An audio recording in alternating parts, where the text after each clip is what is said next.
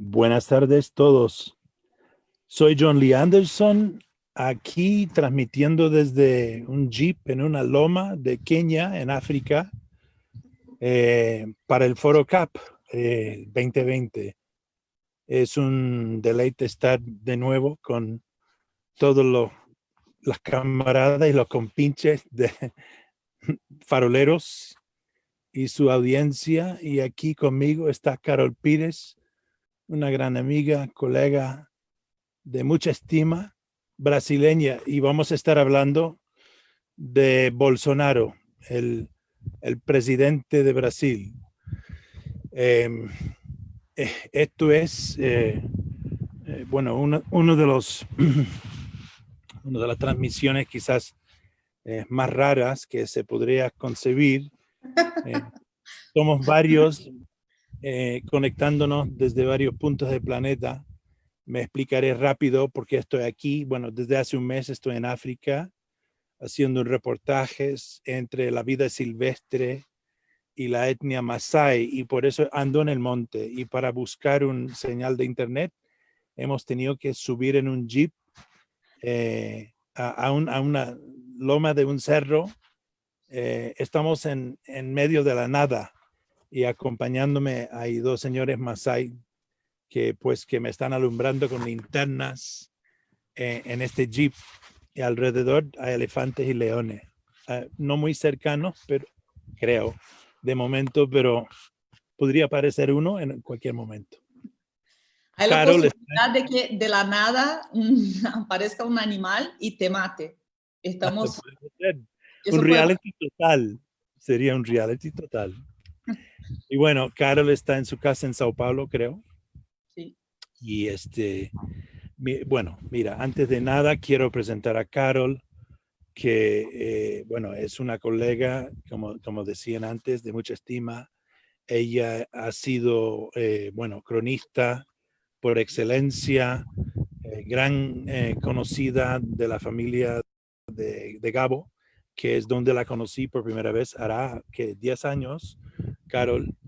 Desde entonces ha sido cronista y perfiladora política, no solamente en Brasil, sino en todo el continente, para la revista Piauí, y ahora trabaja para la revista brasileña Época, y tiene un podcast de ella misma.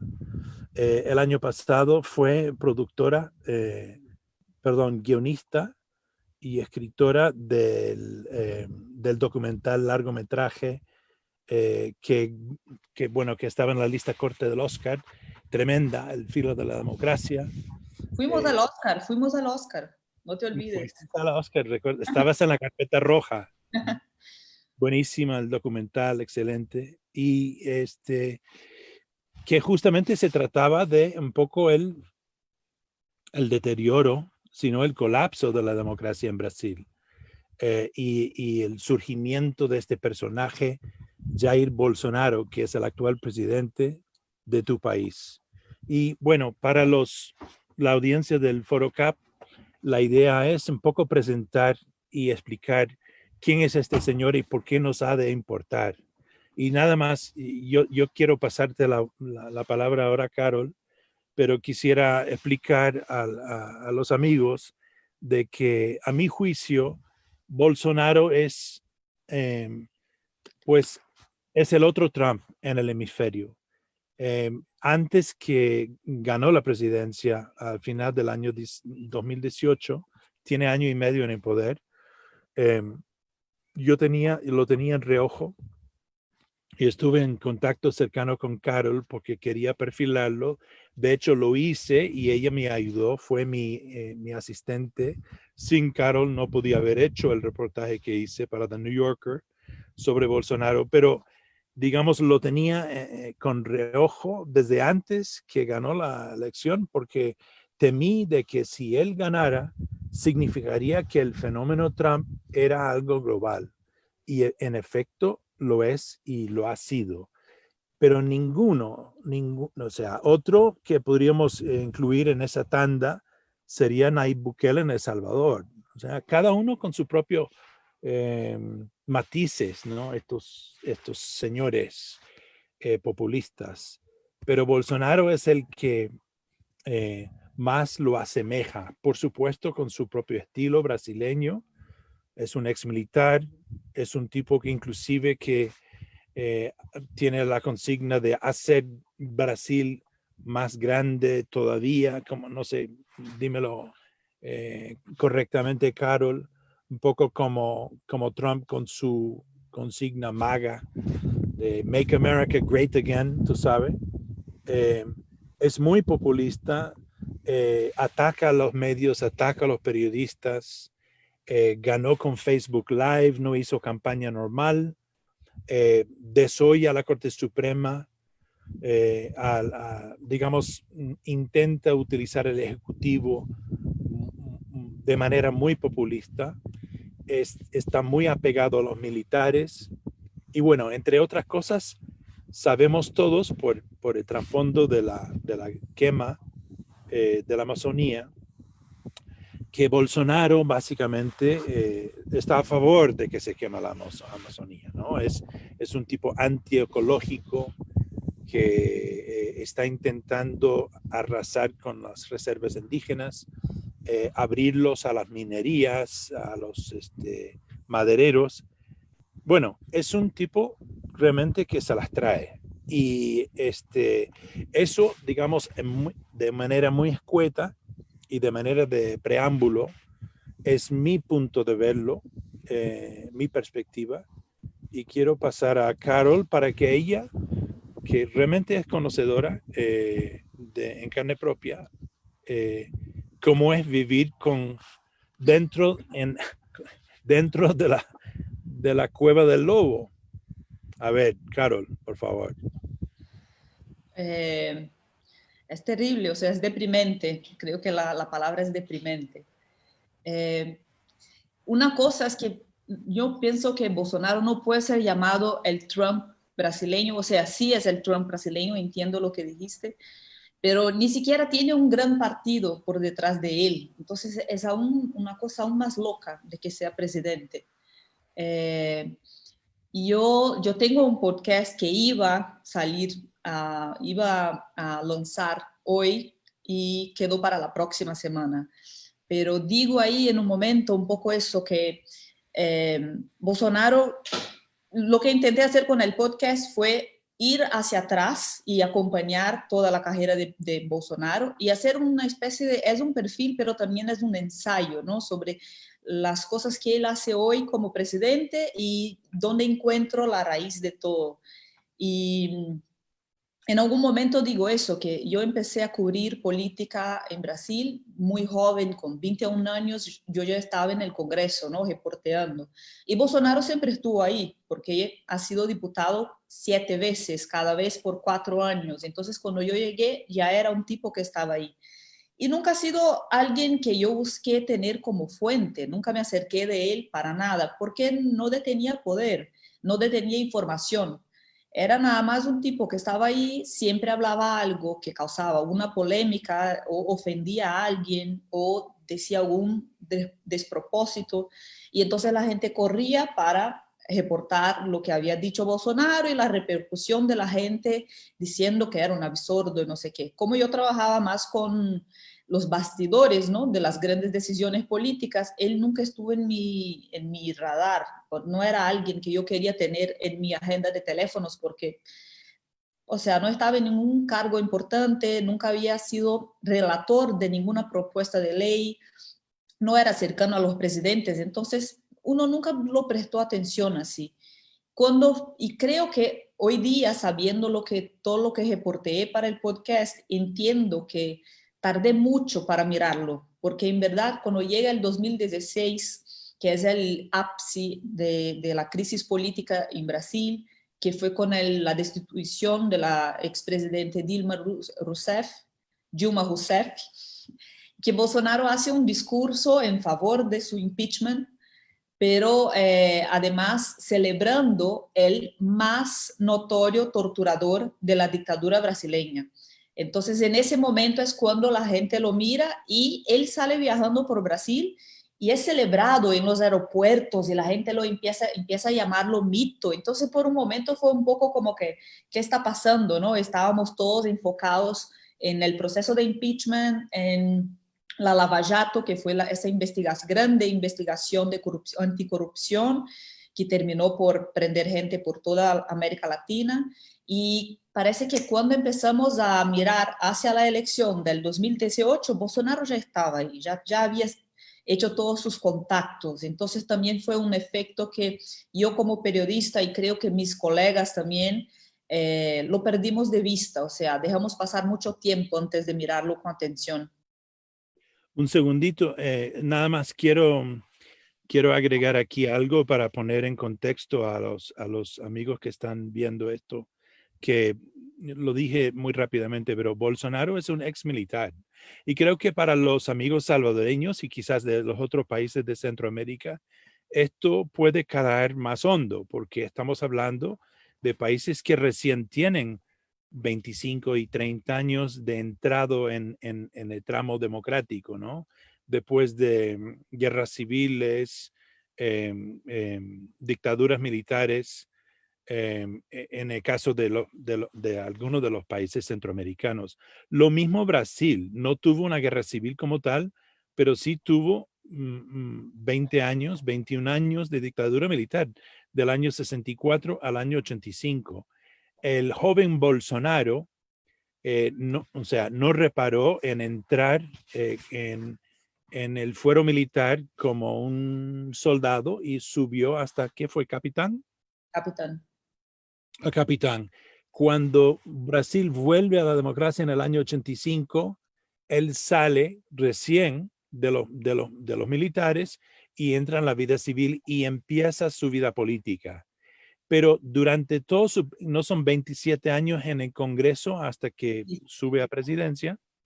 Él, como bien decías, Carol, es un marginal, un tipo de opiniones muy extremas y siempre reivindica reclamos militares. O sea, nunca pierde el nexo con el fuero militar. La otra cosa que quisiera agregar es que para los que no lo sepan, Brasil tenía su guerra sucia, así como los demás países en América Latina, en la Guerra Fría, en donde los militares mataban, torturaban y desaparecían gente que veían como simpatizante con el comunismo, ¿no?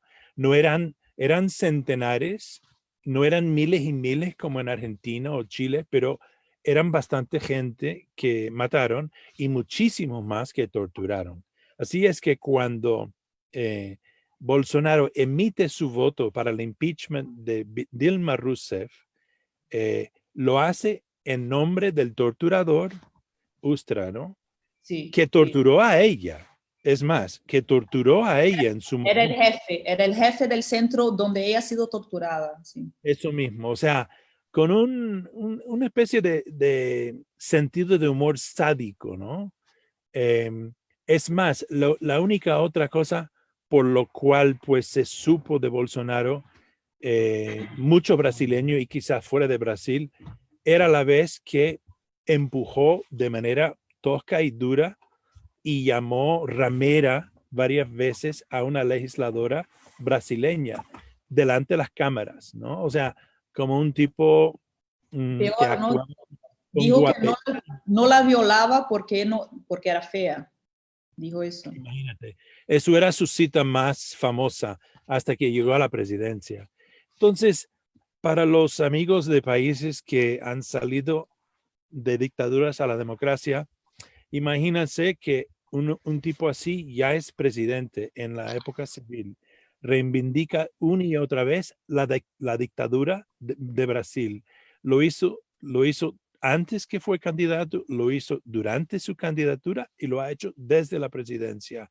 Reivindica y hasta amenaza hasta cierto punto. Quisiera que tú explicas, Carol, cómo es que él entromete y ha producido una especie de anhelo a la dictadura militar dentro de su base y hasta cierto punto su presencia en la presidencia se podría decir que es un poco la puerta hacia una especie régimen militar, quizás cívico-militar, pero es bastante militar, ¿no? Y es bastante Eh, militar. y lo otro es que después de la Guerra Sucia en Brasil, los militares sí volvieron al cuartel, pero nunca pidieron perdón, nunca, perdón, nunca hicieron disculpas de lo que habían hecho, a diferencia de los militares en los otros países latinoamericanos. Quizás a reñagadientes ellos, pero los brasileños ni eso, ¿no es cierto? O sea, Sí, siguen bastante tajantes en su posición de que todo lo que hicieron estaba bien. estaba bien. Cuento un poco antes, llego ahí, pero cuento un poco también de la formación militar de Bolsonaro. Entonces, Bolsonaro era un joven, fuimos a la ciudad donde él creció, John y yo, ¿no? Para tu perfil, y yo regresé ahí después. Ha crecido en una ciudad muy chica en el estado de São Paulo, pero en una región como alejada, hasta pobre. Y justo hubo el enemigo número uno de la dictadura, ha sido un guerrillero llamado Carlos Lamarca, porque era del ejército y lo dejó, lo abandonó para formar una guerrilla. Entonces, por mucho tiempo el ejército brasileño lo persiguió con avionetas, con un ejército enorme, han tirado bombas de napalm en la región, entonces fue súper pesado. Y Bolsonaro vivía ahí, entonces él ha estado en la ciudad cuando la marca pasa, huyendo de los militares, y eso lo marca mucho, y 2, 3 años después va a la academia militar formarse, formarse militar. Solo llega capitán. Pero entonces, ya comentaste eso, pero es importante resaltar que cuando Bolsonaro entra al ejército, son los peores años de la dictadura. Entonces, muchos de sus instructores en la academia militar habían sido militares que lucharon, confrontaron a guerrilleros, que torturaron, que los persiguieron, que los mataron. Entonces, eso hizo parte formalmente de su formación militar. Y a la vez, como dijiste, él también era un subordinado en el ejército, entonces siempre estaba cobrando por mejores sueldos, escribió un artículo para una revista de grande circulación cuando los militares son impedidos de hacer comentarios políticos. Entonces, por eso quedó 15 días preso y siempre estaba como involucrado. En algún momento fue acusado de tener un plan de poner bombas en algunos cuarteles, también en protesta en contra de los bajos sueldos, los sueldos bajos. Entonces, él es inocentado, hay como todo un juicio militar y Bolsonaro es inocentado, pero hay un libro súper importante que salió hace 1 o 2 años, creo que justo cuando fue electo, que investiga su periodo militar y lo que dice el periodista Macluf Carvalho es que el tribunal militar dijo, ok, estás inocentado, pero encuentra una manera de salir del ejército. Y es cuando él decide disputar la elección para concejal, justo en la primera elección para concejal después de la dictadura. No, creo que no la primera, pero la siguiente. Y entonces Bolsonaro sale del ejército para ser militar. Entonces, su grupo de amigos que siguieron en el ejército, eso, hoy día son generales, que muchos de ellos están con Bolsonaro en el gobierno, pero han pasado, ¿no?, por una presidencia de un socialdemócrata que ha sido Fernando Henrique, han sido militares bajo el comando de Lula, 8 años de Lula, y fueron militares hasta bajo el comando de una ex guerrillera que fue Dilma. Entonces, un poco entendieron el funcionamiento del ejército en una democracia. Y ya Bolsonaro no. Él nada más ha estado en el ejército durante la dictadura y salió. Entonces, su cabeza es muy basada en la Guerra Fría, en la noción de que hay enemigos internos y que quien no está en favor de lo que dice él debe ser como exterminado, debe salir del país, cosas de ese tipo. Entonces, esa formación militar es súper importante. Pero una cosa que debo resaltar también es que como Bolsonaro siempre ha sido un defensor casi sindical de los militares por los sueldos y no sé qué, los generales de su época, Bolsonaro no les caía bien porque les parecía que era un insubordinado.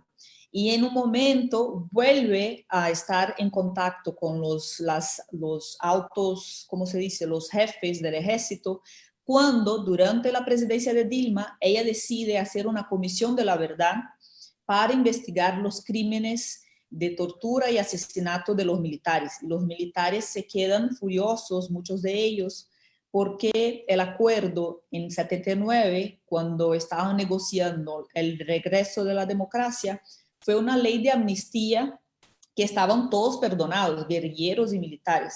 Entonces Dilma empieza a abrir esa herida y ellos se quedan completamente furiosos. Y fue cuando Bolsonaro hasta entonces era el único diputado entre 513 que defendía la dictadura. Y era eso, era como un folclórico. Pero en ese momento de la Comisión de la Verdad, el ejército se da cuenta que es el único portavoz, se dice portavoz, es el único tipo que está ahí para defender su punto de vista. Entonces hay una reconciliación de Bolsonaro con los militares de alto rango. Wow. Y de hecho, Carol, es fascinante. Y de hecho, su gobierno, el vicepresidente es un militar, es un general que, bueno, se retiró de los militares para ser su vicepresidente, ¿no? Sí. Y de su gabinete, no sé si son 8 o 10 ya de los 21 o 23 miembros de su gabinete que son militares. ¿Es así? Sí, es así. Ya perdí la cuenta, la verdad. Ya no me acuerdo cuántos ministros son militares, pero otro día no me acuerdo tampoco el diario. Creo que ha sido Estadão, un diario de Brasil, hizo la cuenta y ya habían como 2 o 3 mil militares en posiciones más bajas. Entonces, es que puso los militares en todas las funciones, entre los ministerios, los asesores, todos los tipos de cargos que llamamos comisionados, ¿no? Que no tienes que hacer un concurso público para ser servidor público, uno que uno puede contratar para su gobierno. Están todos ahí metidos. Y Claro. la última cosa es que puso un montón de militares en el Ministerio de Justicia. Es un poco ridículo, es tan absurdo que es ridículo. Y hace, creo que 2 meses, descubrieron que Bolsonaro había puesto esos militares en el Ministerio de Justicia para armar dossiers en contra maestros antifascistas. Entonces estaba usando militares en cargos públicos para investigar enemigos políticos. Claro. Y bueno, hablando de eso, bueno, hay muchas investigaciones. Todavía el fuero judicial o parte del fuero judicial y la Corte Suprema en Brasil, según tengo entendido, es independiente, es autónomo. Sí, Y lo sí. han querido investigar a Bolsonaro y tiene hijos que están muy metidos en la política. La familia Bolsonaro tiene conexiones con los grupos paramilitares en Río de Janeiro y bueno, supongo que otras ciudades en Brasil que para los que no lo sepan, aunque los paramilitares es un fenómeno latinoamericano en Brasil, es muy marcado, son policías, son bomberos, son escuadrones de la muerte. Algunos ofrecen servicios de sicariato.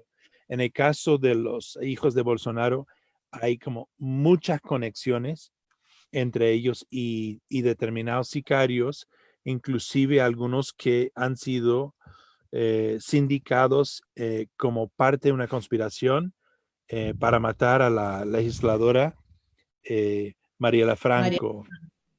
Sí, bueno, dejaré que tú explicas eso, pero lo importante de esto es que, ¿qué fue? Hace 2 meses, Carol, que la Corte Suprema empezaba a hablar de la necesidad posiblemente de requisar el teléfono móvil de Bolsonaro.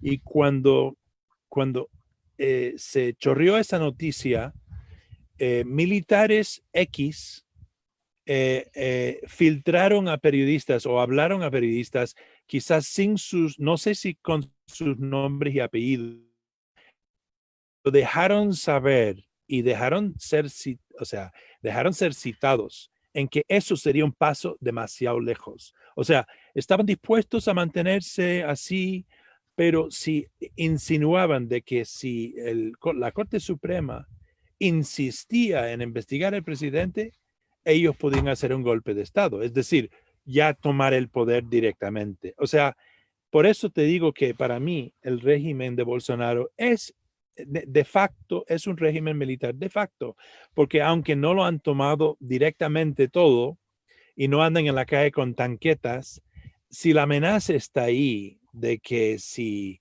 se mueven en contra de nuestro hombre, tomaremos el poder directamente. Es un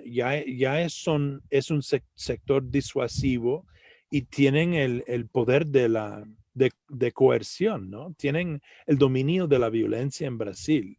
Entonces, dentro del contexto de una América Latina que uno empieza a notar el fenómeno de la remilitarización del continente ante un poco el declive de la democracia en muchos países, Bolivia, ni hablar de Centroamérica, hasta en México, donde López Obrador ha creado un nuevo Guardia Nacional y los militares ya están combatiendo fracasados contra el narco.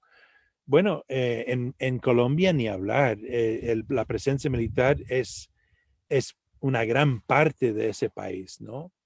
Entonces, ni hablar, Venezuela, empezamos a mirar país por país, entonces te das cuenta que la democracia, por llamarlo así, no es mayúscula, es minúscula y está en deterioro. Y creo que Brasil es quizás el país donde ese deterioro es más marcado. Y por eso, a mi juicio, es tan importante que la gente sepan lo que está pasando en Brasil y Bolsonaro. Además, por su nexo muy fuerte y directo con Trump. O sea, han hecho migas de forma muy obvia y explícita. Bueno, he tocado muchos temas ahí, pero Sí, sí. no sé por dónde quieres arrancar, Carol. No, quería comentar una cosa de los militares, porque cuando Bolsonaro se lanzó candidato a la presidencia, invitó a Mourão, el vicepresidente, para ser su vicepresidente. Estuvimos con él, ¿no? Estuvimos con Mourão. Sí, sí. Cuando lo invitó fue toda una grita de que hay el regreso de la dictadura. Yo escribí una columna para New York Times, ¿no? Con ese temor y todo. Pero Bolsonaro es tan radical y tan imprevisible y tan fuera de cualquier demarcación de actuación democrática que en algún momento, creo que hasta parte de la izquierda empezó a mirar a Mourão con otros ojos, ¿no? Porque parecía un tipo mucho más moderado. Entonces tuvimos varios momentos, yo no estoy conectada con los militares, tengo poca información de bastidor, pero lo que vemos pasar es que a veces los militares son los que han llamado a Bolsonaro a la razón, a decir, cálmate, no es por ahí, si lo hazlo, va a sufrir un impeachment como Dilma. Y también hay como una guerra, porque Bolsonaro fue electo por un montón de corrientes, ¿no? Que se unieron alrededor de él. Entonces hay una corriente del autointitulado filósofo Olavo de Carvalho, que es la parte más,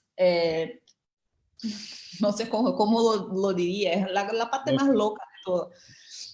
Entonces siempre está en confronto con los militares. Entonces hubo momentos en que los militares estaban un poco más débiles porque esa gente, la ideológica, estaba como más fuerte y entonces hay una pelea entre eso. Pero sí en otros momentos, como citaste, la situación de que la Suprema Corte quería su celular, un ministro que es como su advisor, el ministro más cercano a Bolsonaro, que se llama Heleno, ha sido su instructor en la Academia Militar. Entonces, él soltó esa nota que dijiste. Pero después también la revista Piauí logró hacer un reportaje contando los bastidores en que Bolsonaro llegó a decir en la mesa de reuniones que deberían intervenir en la Suprema Corte. Y eso tiene todo un significado porque también su hijo más joven, entre los tres que están en la política, el más joven, que es Eduardo, ya había dicho en una ocasión, en una conferencia, de que era muy simple cerrar la Suprema Corte, nada más debía llegar ahí con un soldado y un cabo y lo cerraba. Entonces, cuando juntas todos esos pedazos de información, sí estamos en esa situación de de erosión de la democracia. Otra cosa que él hace es como, no es tan explícito, pero está todo el tiempo por debajo incitando a su base política a hacer manifestaciones en contra de la Suprema Corte y en contra del Congreso. Entonces también hace todo ese trabajo un poco de soft power, Sí. de erodir la credibilidad de la Suprema Corte y del Congreso. Entonces está siempre jugando con esa desinformación. Creo que hay un problema en Brasil, el primer problema es la falta de cultura política de los electores. Entonces Bolsonaro sabe muy bien jugar con ese desconocimiento de cuál es el papel de cada poder. Entonces él sabe todo el tiempo, ¿no? Culpa a uno, culpa a otro, cuando la culpa es de él. O el Congreso pasa una ley interesante y él dice que ha sido él. Entonces como que Sí.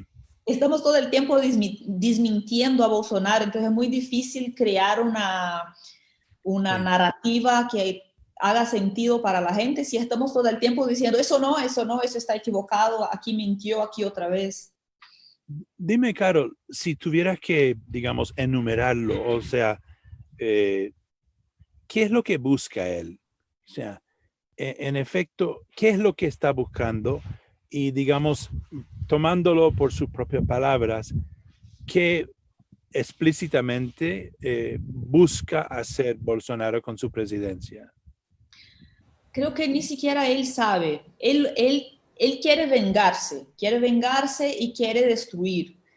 Hay una cosa que es, ese filósofo que mencioné antes, que conoces bien, Olavo de Carvalho, es un tipo conservador, lunático, que pasó muchos años haciendo como un workshop, un taller de formación política, filosófica, y creo que han pasado como 2000 brasileños por ahí. Y básicamente lo que él te vendía era, estás cansado de no participar de los grandes debates, como ven a hacer mi taller que yo te voy a dar todas las herramientas para que puedas como dar tu opinión con propiedad. Y creo que dice en un momento que no tienes que tener razón para dar tu opinión o algo así, o no tienes que ser un especialista para estar cierto de tu opinión. Y otra cosa que él dice en un momento es, mi mejor alumno es el que no conoce nada. Entonces, claro, es un papel en blanco que puedes moldar, ¿no? Y como dibujar como quieras. Entonces tiene ese ejército de gente que creo que se sentían muy frustradas por ser conservadores. Y sí es verdad que la prensa y la academia en Brasil está dominada por el centro izquierda. No que no existan gente de derecha ahí dentro, ahora percibimos que hay un montón, pero creo que había como un resentimiento, eso, hacia la prensa, hacia los círculos intelectuales, y esa gente llega como que resentida, ¿no? Y Olavo de Carvalho siempre dice que uno tiene que atacar a sus enemigos en el campo que ellos dominan. Entonces Bolsonaro y sus ministros están todo el tiempo atacando a la prensa, atacando la reputación de los periodistas. El exministro de Educación decía que las universidades federales estaban llenas de plantación de marihuana. Entonces, cría todo tipo de mentira para atacar. Y creo que también las otras corrientes que se encuentran para elegir a Bolsonaro, todos tienen una cosa del resentimiento. Los militares, como te conté, de la Comisión de la Verdad, ¿no? De la izquierda. Hay la gente que votó por Bolsonaro por puro odio al Partido de los Trabajadores de Dilma y Lula. Entonces, hay los fans de la Lava Jato que estaban completamente desgastados. Por no solo en, la Lava Jato tuvo una cosa buena que fue obvio, combatir la corrupción y además terminar con esa sensación de que todos salían impunes, ¿no? Salían sin pagar por sus errores. Pero el otro problema de la Lava Jato, el problema principal de la Lava Jato fue que a cada denuncia de un acusado, yo era acusada y para disminuir mi condena, yo acusaba a ti. Y antes de que esa acusación pudiera ser comprobada, Moro ya la soltaba a la prensa. Entonces, mucha gente que al fin la acusación no se comprobó, quedó con fama de corrupta. Entonces creó la sensación de criminalizó la política como un todo, ¿no? Sí. Entonces también la gente estaba ahí resentida por la corrupción. Y por fin los jóvenes, porque hay muchos jóvenes en favor de Bolsonaro, que han crecido, han pasado a observar la política desde el del gobierno Dilma, entonces los peores años del PT, ¿no? No conocieron el país antes y tienen ese odio al PT. Entonces hay toda una cuestión de resentimientos, de frustraciones, de rabias. Entonces Bolsonaro en un momento dice en una conferencia, no creo que es en un almuerzo con Trump, él dice algo como, en Brasil no podemos tener planos de construir nada porque primero debemos destruir muchas cosas, como deshacer muchas cosas. Y ese es un discurso de Olavo de Carvalho. Él también, yo hablé con una chica, una periodista que vive en Estados Unidos, y la entrevistó 2 veces. La segunda vez, Olavo la echó de su casa llamándola prostituta, remera, no sé qué. Sí. Pero ella ha leído todos los libros, ha estado con él 2 veces y ella preguntó a él específicamente, ¿cuál es tu plan de país? Si todas las personas ahora son olavistas, ¿qué país sería ese? Y él dijo, yo no sé lo que quiero construir, sé lo que no me gusta y quiero que se acabe. Entonces sí es un proyecto de destrucción, o sea, no me gusta, quiero vengarme, no me gusta, quiero exterminar. Anarco-militar, sí.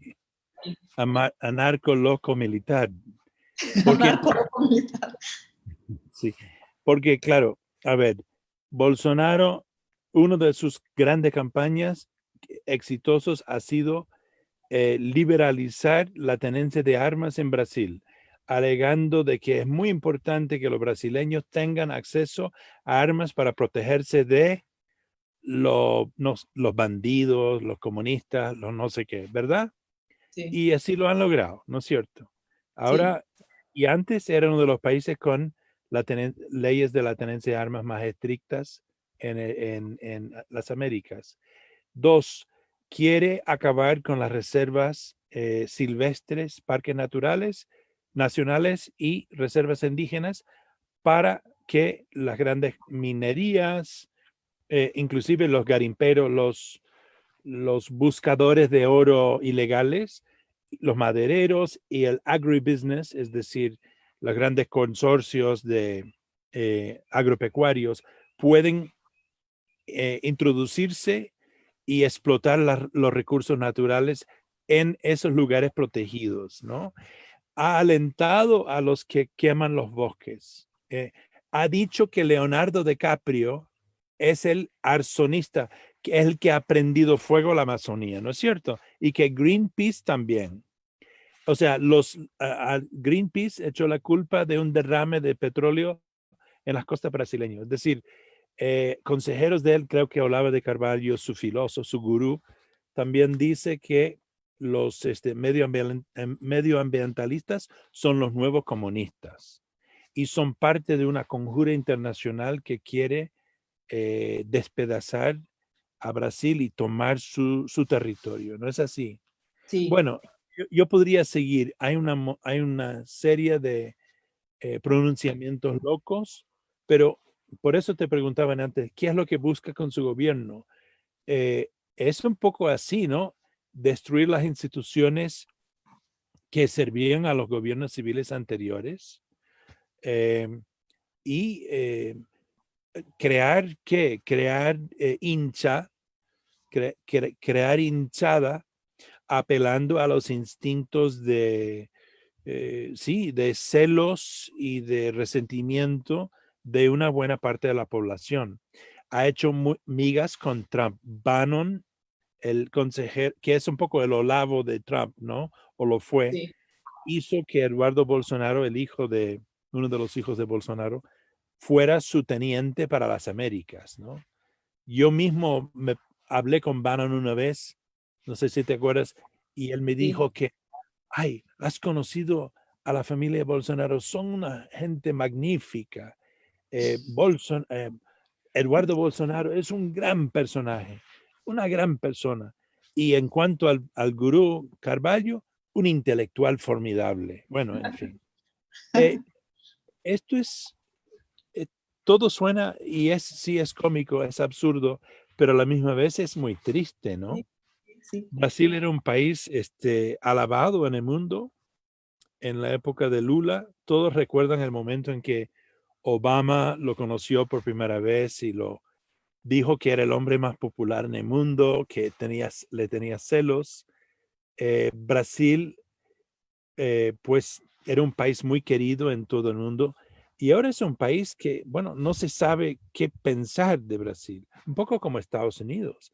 Es más, junto con Estados Unidos son los dos peores países en cuanto a la COVID. Así como Trump ha logrado que 200,000 norteamericanos mueren de la pandemia, Bolsonaro y Brasil no se queda mucho atrás. Y es un tipo que ha querido primero denegar la pandemia, no tomar responsabilidad para la pandemia, muy parecido, un comportamiento muy parecido a Trump, un vaivén que ha hecho que muchos brasileños se han muerto de ese virus, ¿no?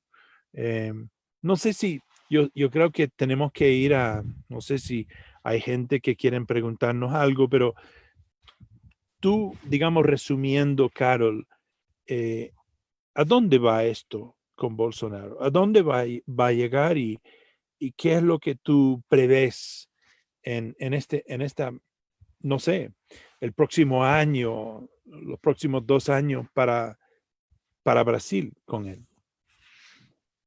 Creo que nadie sabe contestar y creo que la dificultad de entender a Bolsonaro, yo desde que fue electo, desde antes de ser electo, ¿no? Hice perfiles, la película, podcast, todo tipo de intento de entender qué pasa con Bolsonaro. He leído todo lo que salió sobre él. Y es un poco como intentar aprender una coreografía, seguir un baile, pero el bailarín está borracho.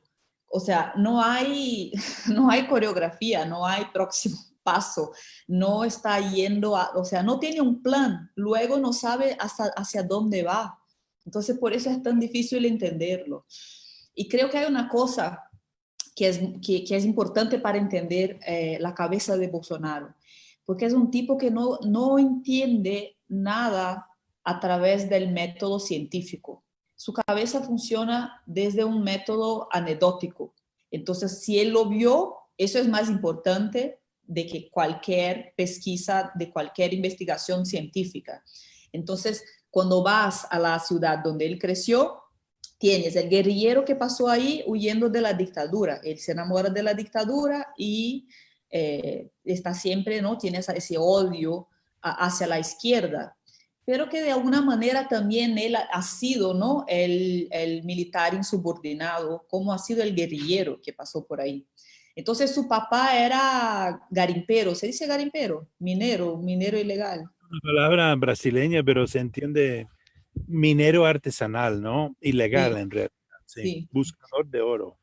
Entonces su padre fue un buscador de oro y él dice que está en su sangre, que para él es como un hobby, ¿no? Un pasatiempo, hacer minería artesanal. Una de las cosas que tenía en su ficha militar de joven es porque llevó a dos militares de menor patente que él para hacer garimpo ilegal en Bahía y su jefe militar le dijo que Reprimandó. estaba bien, sí, sí. Sí. Entonces, otra cosa de su ciudad es que es una región, una de las pocas regiones donde la Mata Atlántica está preservada. Y una de las razones es porque ahí hay varias tierras indígenas y quilombolas, que son, ¿no? Comunidades de esclavos que Vamos. llegaron ahí, sí, y mantuvieron su comunidad hasta los días de hoy y también están protegidos. Pero en la cabeza de Bolsonaro, como es una región rica en minería, ahora te veo mejor. Como es Sí, una región rica en minerio, para él su ciudad es pobre porque los indígenas y los quilombolas están ahí. Están como que en ventaja, están siendo privilegiados en su contra, ¿no? Entonces tiene esa cabeza y llega a la presidencia, es la manera que va a tratar la Amazonía, el Pantanal. Y la misma cosa con la COVID, o sea, todo lo que él ve, lo que hasta donde sus ojos alcanzan, es lo que él cree y persigue. No es como que no tiene la capacidad de ver el panorama general, de entender. Entonces, por eso también está siempre en contra de los científicos, siempre en contra de los datos.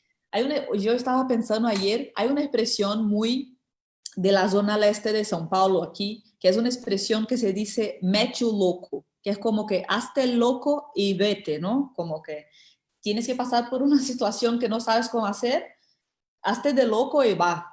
Y creo que debería ser el eslogan de su gobierno, porque está todo el tiempo, habló ayer en la abertura de las Naciones Unidas, siempre hay una tradición de que Brasil hace el discurso inaugural, y él hizo un discurso diciendo que Brasil anda muy bien en su conservación ambiental, congratuló a Brasil, dijo que también estamos súper bien en el combate a la COVID. Entonces, él dice todo lo contrario y ahí va. Y es como que es muy difícil, ¿no? Como dije antes, estás todo el tiempo desmintiéndolo, entonces de alguna manera estás todo el tiempo un paso detrás, estás siempre como que un paso detrás de él, porque tienes todo el tiempo que ir por su camino diciendo, se equivocó aquí, mintió aquí, eso está mal, eso no se hace, entonces como que Sí, es difícil de entender si de verdad cree lo que dice o si es toda una estrategia, o sea, ¿es un completo estúpido o es un maestro de la articulación?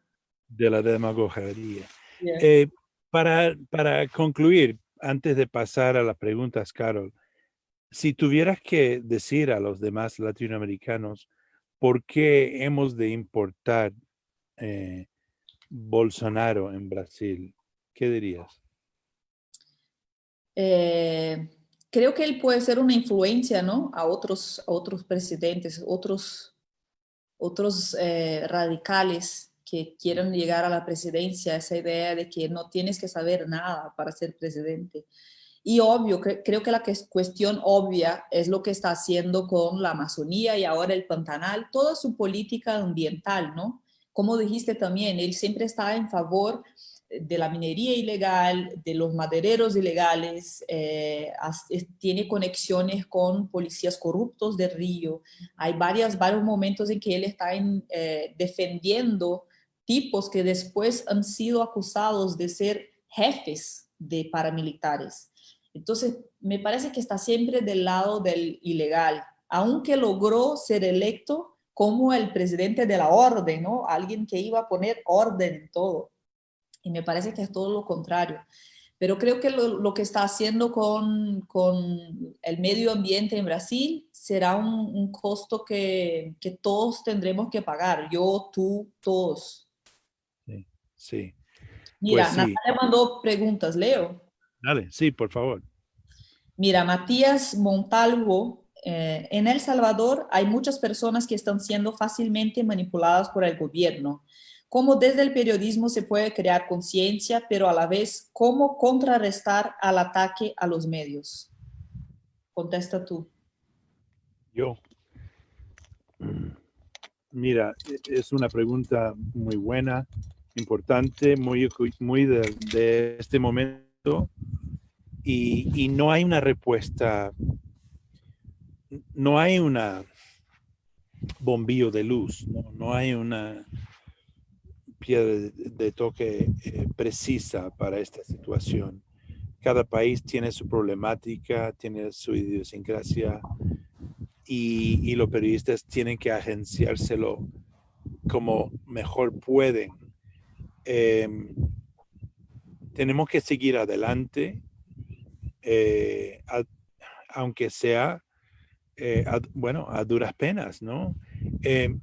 Nosotros, los periodistas, hoy en día, somos la carne de cañón de estos nuevos populistas. O sea, algo que tienen en común Bolsonaro, Bukele y Trump y otros es que todos los días nos atacan a nosotros. O sea, No pasa un día en que Trump no dice algo, increpa, reprimenda, insulta. Lo hemos visto todos.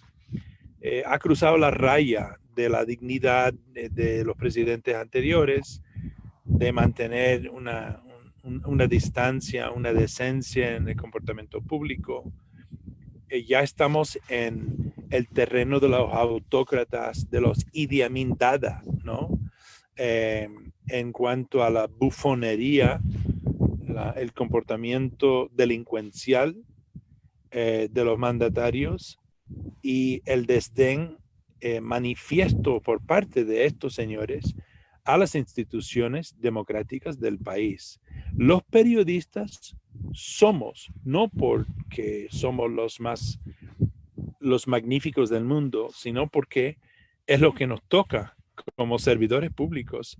Nuestro oficio es de transmitir la realidad percibida como mejor lo percibimos, de manera con un esfuerzo imparcial, sino objetivo. Hacemos el intento de ser imparciales a la comunidad en nuestros países y más allá. O sea, y si dejamos de hacerlo, estamos fritos todos, porque nos quedamos con ¿quiénes? Con el presidente que hace sus pronunciamientos por Twitter todos los días, enésimas veces en el caso de Trump, y también Bukele. En el caso de López Obrador, hace las mañaneras todos los días. Él intenta poner la pauta de la noticia haciendo una conferencia de prensa él mismo. O sea, ¿para qué tener periodistas si hay Twitter, si hay Facebook, si hay no sé qué? Y eso es lo que nos está pasando. O sea, no solamente a la prensa mainstream se les minó el Twitter, el Facebook, el Instagram y el no sé qué, la ciudadanía democrática, la democratización de los airwaves, sino que ahora los mandatarios nos están queriendo codiar, sacudirnos del escenario para que ellos mismos sean los portavoces de su gobierno, de cada ministerio, y nos atacan a nosotros para restarnos credibilidad, para hacer lo que les da la gana. O sea, es obvio, la prensa, los medios, es sumamente importante. El lío es que nos toca hacer más bravos, más militantes. Nos obliga a defendernos. Es decir, en algunos casos, utilizo el término con cierta discreción, pero con intención también. Cuando yo digo tenemos que ser militantes, yo no quiero decir de ningún partido, no, de nuestro gremio, es más, de nuestra existencia y por ende nuestras democracias. Tenemos que poner la cara, lo cual nos puede costar duro, tanto individuos con su integridad física, ni hablar. Si esto sigue, la cosa no va a ser nada bonito, pero tenemos que hacerlo, porque si no somos nosotros, ¿quiénes? ¿Acaso hay que tomar las armas de nuevo? Pregunto yo. Bueno, esa es mi respuesta. No tengo nada a añadir al mestre hablando desde un jeep cerca a la frontera de Tanzania. Pero mira, llegó otra pregunta, que es María Teresa González. En estos escenarios donde está y se asuma la dictadura, ¿qué recomiendan para escribir historias que vayan creando conciencia o que permitan explicar los contextos? Sabes que cuando Trump fue electo, creo que ha sido Vox, el sitio web americano, que publicó una nota que siempre la tengo conmigo, que es como 8 estudios psicológicos para entender la elección de Trump. Y entonces varias de ellas decían cosas como que hicieron experimentos que ponían un grupo de demócratas y otros republicanos, y ellos tenían como que escribir cartas uno al otro para intentar convencer al otro de su opinión. Y al final del estudio, la gente estaba aún más convicta de su opinión inicial. Entonces, la otra cosa era cuando confrontas la persona que está como muy convicta de su opinión con datos, ¿no? Como que eso está equivocado, esa frase nunca ha sido dicha, eso lo que dijo es mentira. Cambia muy poco la opinión de la persona. Y creo que hay un estudio que para mí es lo que explica el todo, es que la gente tiene sus opiniones políticas desde su fundación moral, ¿no? Entonces para unos está mucho más importante el respeto jerárquico, la fidelidad al grupo, mientras para otros está la igualdad y la equidad, cosas así. Entonces, creo que la pregunta he pensado mucho en eso en los últimos tiempos y creo que mi trabajo con The Edge of Democracy, que en Brasil salió como democracia en vertigo, en vertigen, ¿sí? En español, Democracia, el estilo de la democracia, sí. sí.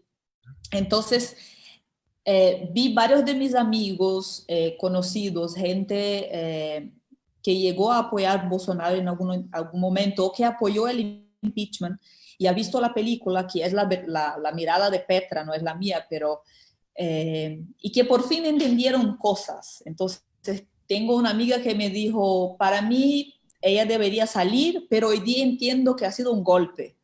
Y entonces creo que ese tipo de historia, lo que hacemos nosotros, que son historias como más narrativas, que vamos, amarramos, costuramos la información con historias personales, son mucho más fáciles, ¿no? De comprender y de tener empatía y de empezar a mirar con la mirada del otro. Entonces creo que ya estoy vieja y estoy cada día más enamorada del storytelling, ¿no? De la crónica, de cosas así. Genial. No sé si nos queda. Mira, no, llegamos a una hora, ¿no? De charla. Natalia no me mandó nada más. Tenemos a Natalia Algarín ayudándonos en los bastidores. Alguien va a hablar, a ver.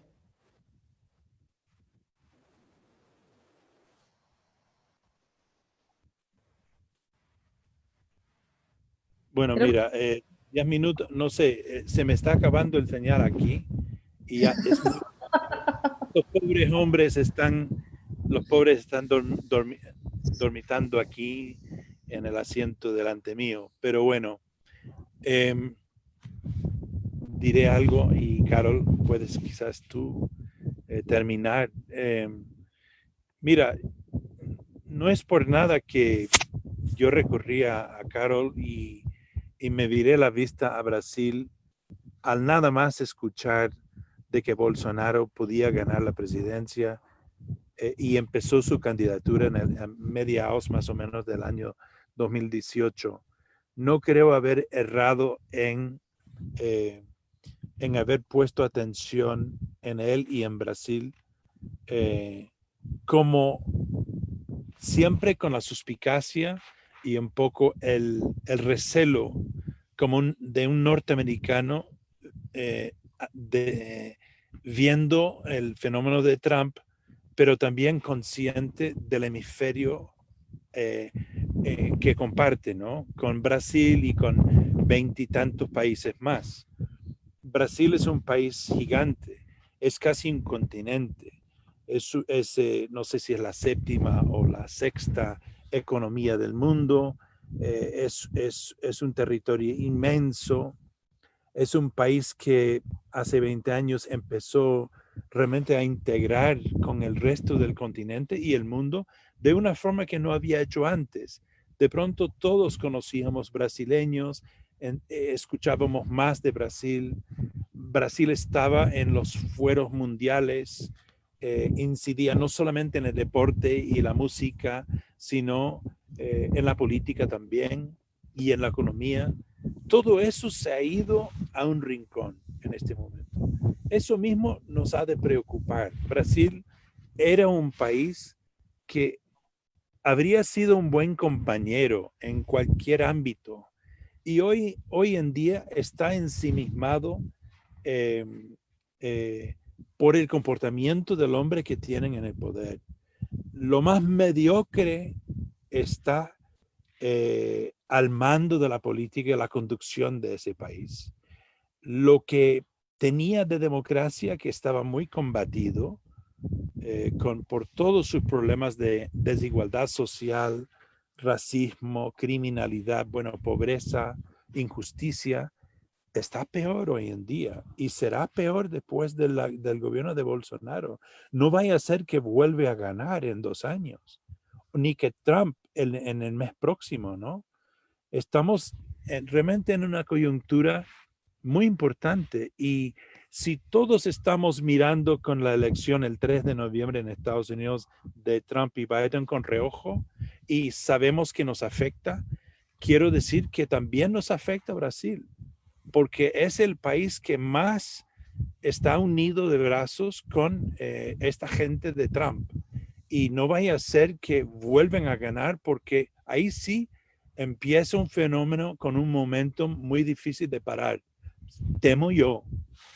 Yo no quiero ser apocalíptico, pero la verdad es que dentro de mí siento un recelo que no he sentido en toda mi vida adulta en torno a las políticas en estos países.